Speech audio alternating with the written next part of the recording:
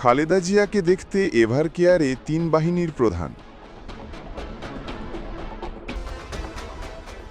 BNP chairperson ও সাবেক প্রধানমন্ত্রী খালেদা জিয়াকে দেখার জন্য এভার কেয়ার হাসপাতালে গিয়েছেন সেনা, নৌ ও বিমান বাহিনীর প্রধান।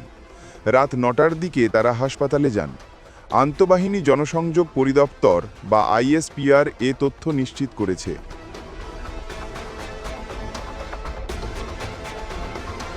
আইএসপিআর জানায়, সেনা, নৌ ও বিমান বাহিনী প্রধানরা মঙ্গলবার রাতে রাজধানীর এভার কেয়ার হাসপাতালে চিকিৎসাধীন সাবেক প্রধানমন্ত্রী ও বিএনপি চেয়ারপারসন বেগম খালেদা জিয়াকে দেখতে গিয়েছেন।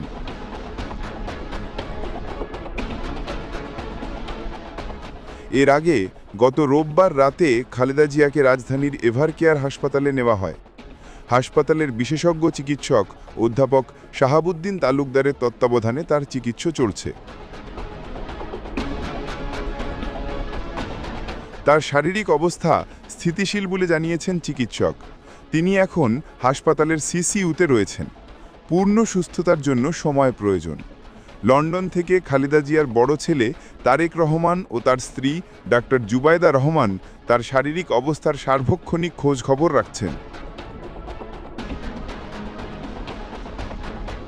এছাড়া খালেদা জিয়ার পাশেই আছেন ছোট ছেলে মরহুম আরাফাত রহমান কোকোর স্ত্রী সৈয়দা শামিলা রহমান সিথি। এদিকে খালেদা জিয়ার সুস্থতা কামনায় বিভিন্ন স্থানে দোয়া মাহফিল করেছেন বিএনপি ও অঙ্গ সংগঠনের নেতাকর্মী ও তার অনুসারীরা।